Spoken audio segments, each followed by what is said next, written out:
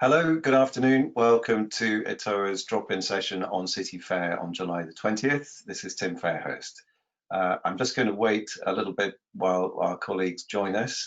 In the background is my colleague Aaron Wiltshire, who is also behind City Fair generally. So any technical questions, he's going to be keeping an eye on any questions you have as this session progresses. People are joining quite quickly. Let me just say a couple of words about what I do at ETOA for those of you who've not come across me before. I'm responsible for our policy work, which primarily is split into three. That's at an EU level, national and local and regional. Where there's a very big overlap with City Fair, evidently, is that City Fair is where a lot of destinations come to engage with you as a group of buyers.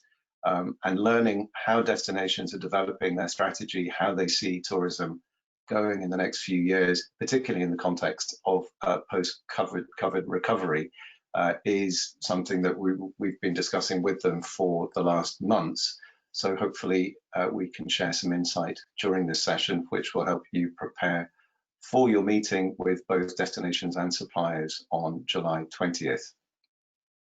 So I'll just wait a little bit longer for everyone to join. While I'm doing that, what I'm going to do is share my screen, if I can do that properly, in order that for those of you who've not seen it yet, I'm going to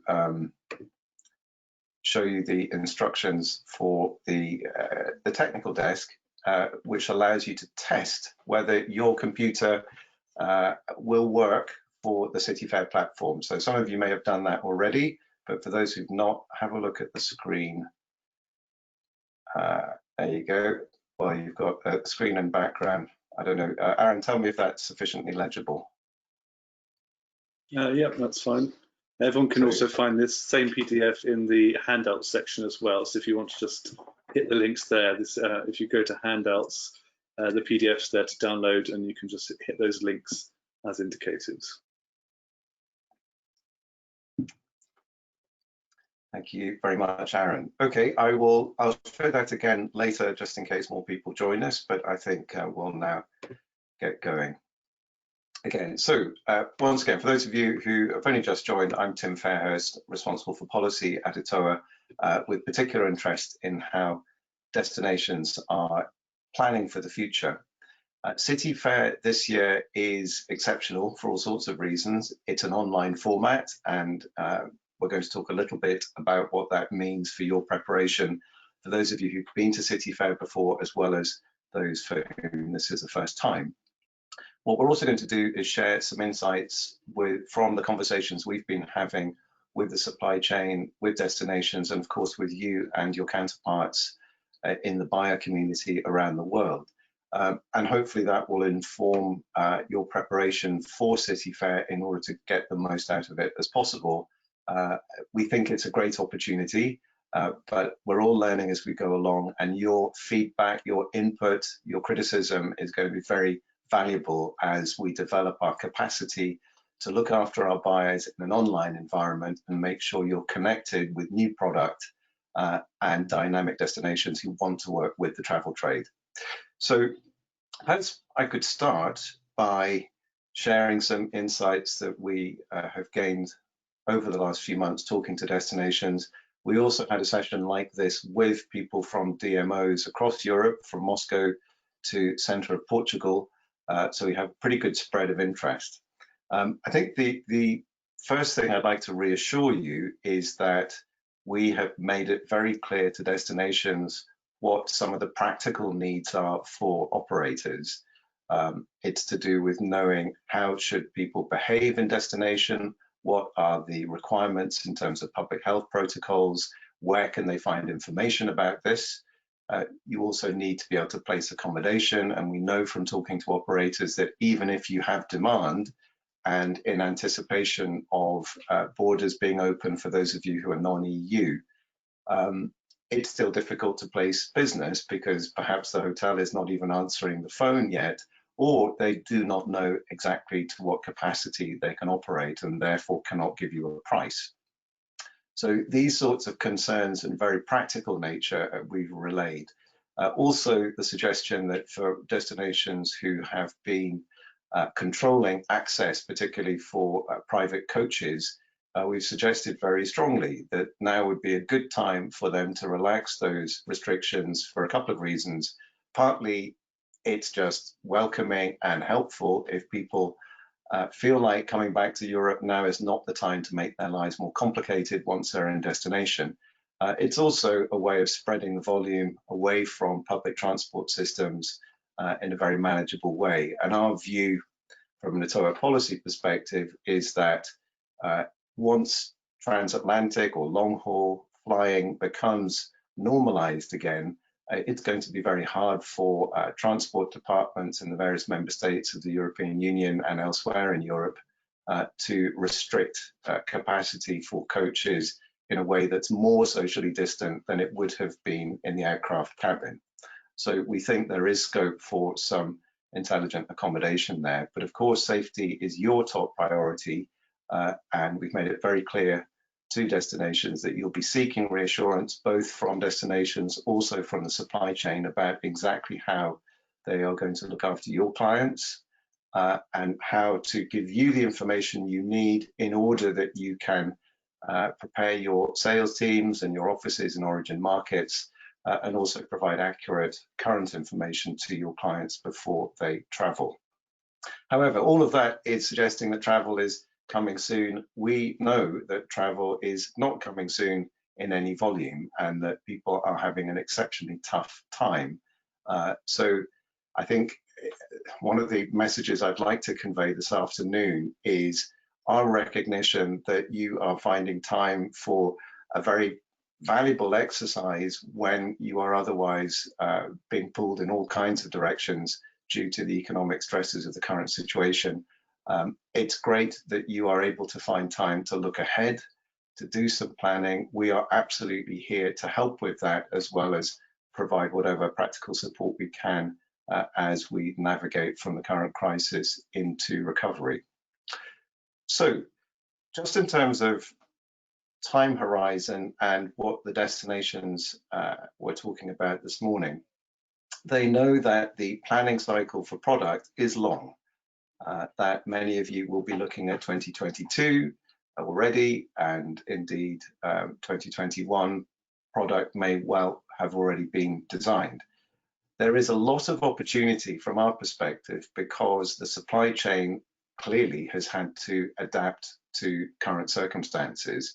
One of the more encouraging things that is happening, and we know this from our working groups across Europe, is that, for example, local walking tour companies are retooling their itineraries in order to appeal to the local community.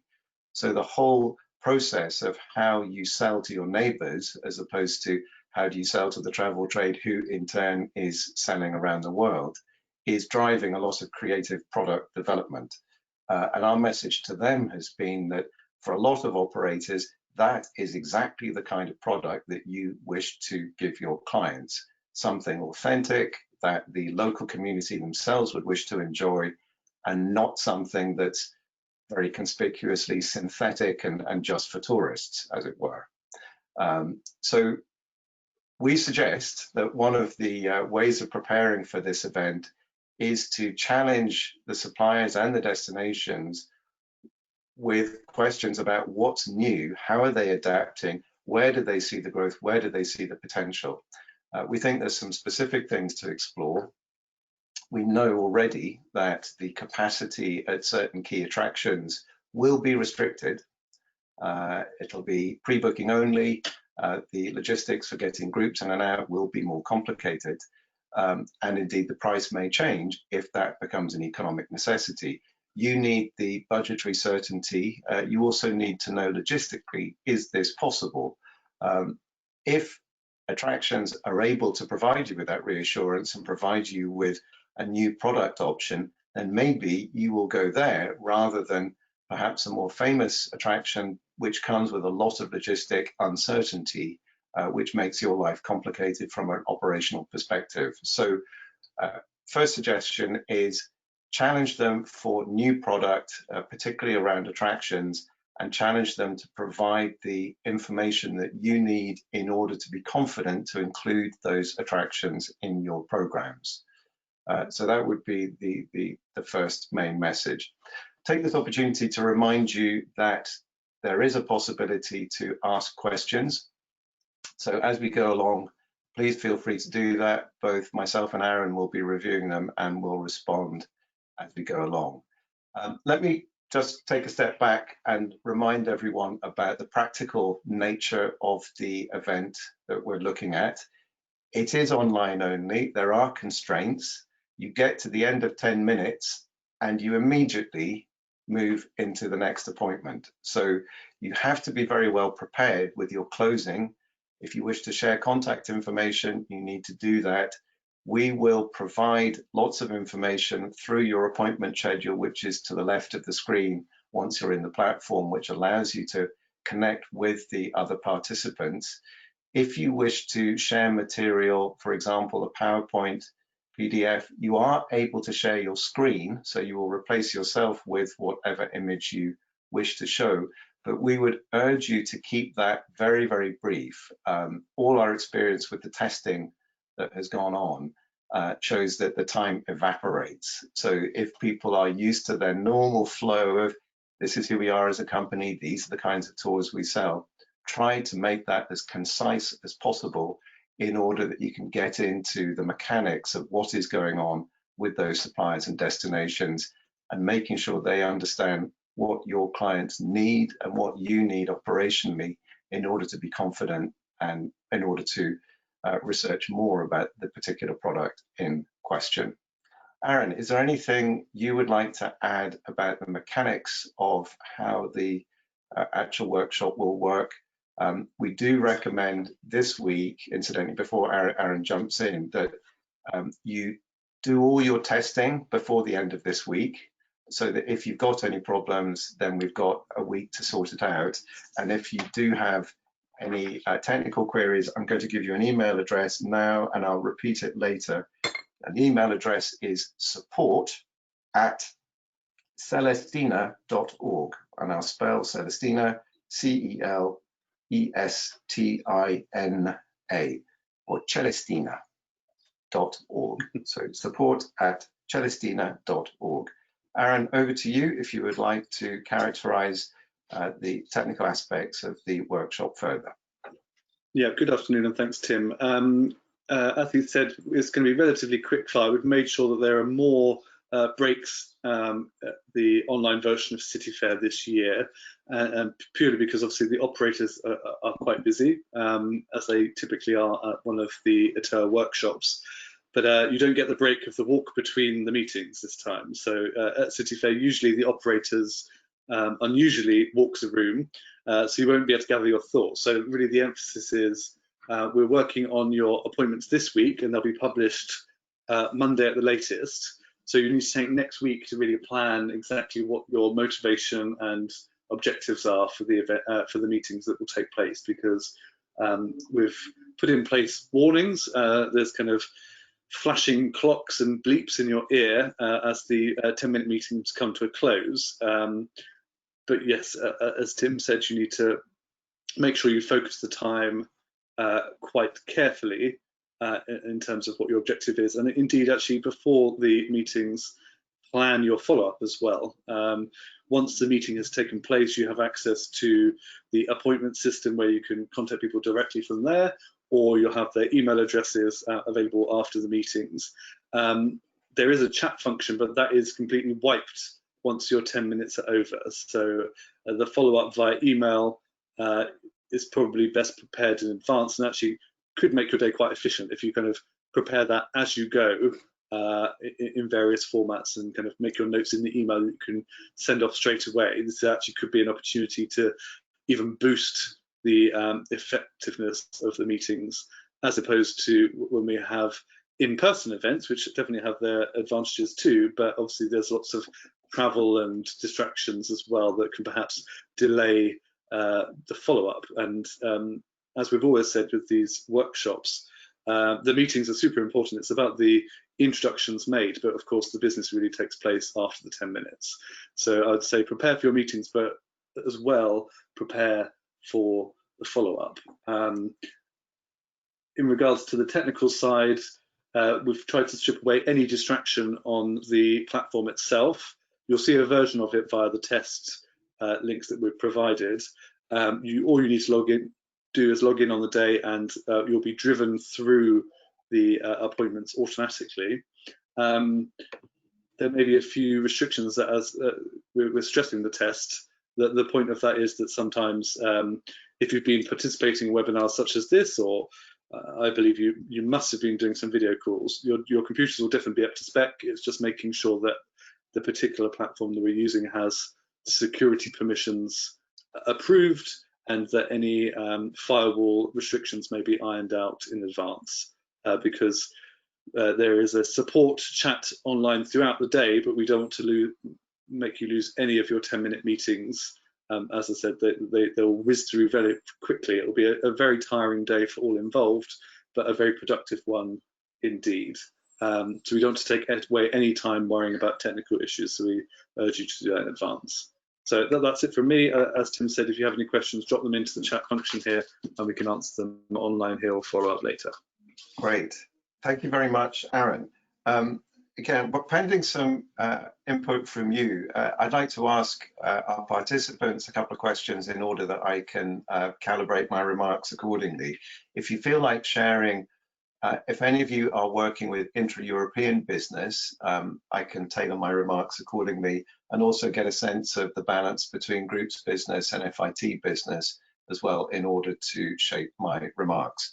But pending that, I'd like to share some insights that we have gleaned from some of the webinars that we've been running in the last few weeks. And just looking at the names of those who are listening now, I can recognize a few loyal listeners. So welcome back, various among you. Thank you very much for tuning in again to this. One of the concepts I'd like to mention, and I think it really is very much driven by what operators have been telling us, is the appetite in destinations to try to incubate and develop new product that is what we could call community-friendly tourism. So one of the strategic challenges we have as an industry in Europe is to bring the community with us to help demonstrate the value of tourism. People certainly know now just how valuable it is economically, and also how interdependent it is with other aspects of society and the economy generally, from culture to education to the transport systems. So it's in the interest of destinations to bring tourists back. It is also in their interest to make sure tourism grows in a way that minimizes the risk of the difficult challenges around overcrowding that did lead to some anti-tourism sentiment, a lot of which was fueled by ignorance, but some of which was driven by actual day-to-day inconvenience and a personal impression that the carrying capacity of certain places at certain times of day had been exceeded. So one of the types of product we know that a lot of operators have been developing in the last years in any case is an opportunity for their guests, their clients, to interact more with the local community, to give back, to have a sort of more collaborative, interactive experience as part of their overall program. Now, there are regions in Europe who see this as a very big opportunity, perhaps those that do have historic towns in them, but also have a lot of rural opportunity, which is good for day excursions, whether it plays to the food and wine interests as well as other cultural activity. People are aware that if they're trying to sell to groups, they need to provide things which are bookable long in advance. There's a certainty around price. There's sufficient places to look after drivers and guides and so on and so forth. But the opportunity to create product that is much more local in flavor is something that people see as an opportunity. If that is something that your clients want, City Fair this year is an exceptional time for you to get that message across, so that a destination will do well, is more likely to get some business if they have got a fresh set of product to offer you, which works with your own booking arrangements and booking horizons. So that's just a sort of general thought about different kinds of product. We have spoken, as I mentioned earlier, about attractions needing to be more business friendly in terms of just information provision, how you can book.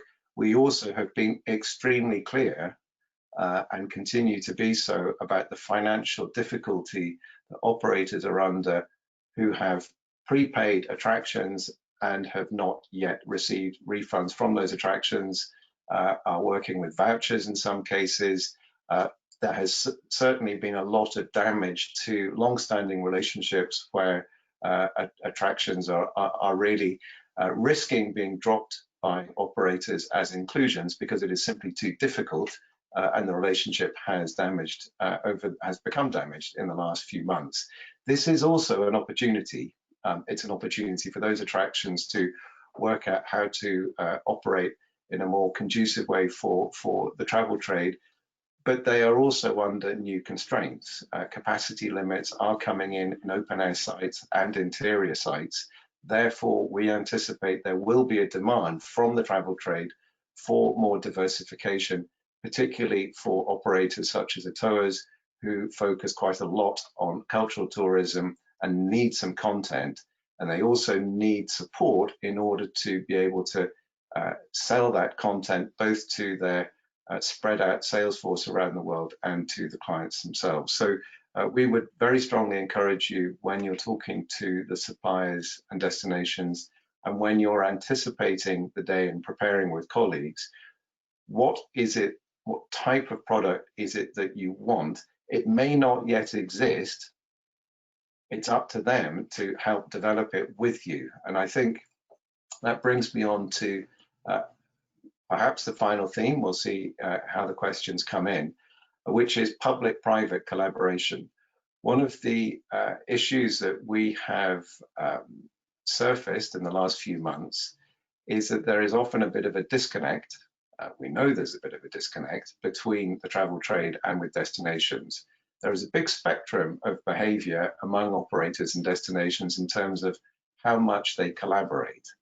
There are some operators who have a strong relationship with destinations. There are people inside the DMOs who help them find accommodation, help them with product development. There are plenty of operators who have no relationship with DMOs or don't really have the bandwidth to develop such relationships. ETOA is somewhere in the middle. We have a lot of destinations who are members. We partner with European Cities Marketing on City Fair, and we've got a good relationship across the piece at a regional and local level. But we really want to be adding as much value as possible between operators and destinations in order that product develops in a way that suits your clients and is something you can sell.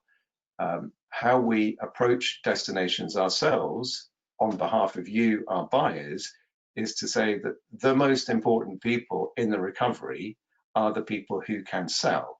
And that's you and your colleagues in origin markets around the world. So this is really an opportunity for you to try to frame in as concise a way as you can, what is it now that you want to sell and what is it that you anticipate your clients will want in a new travel environment in the months and the years to come.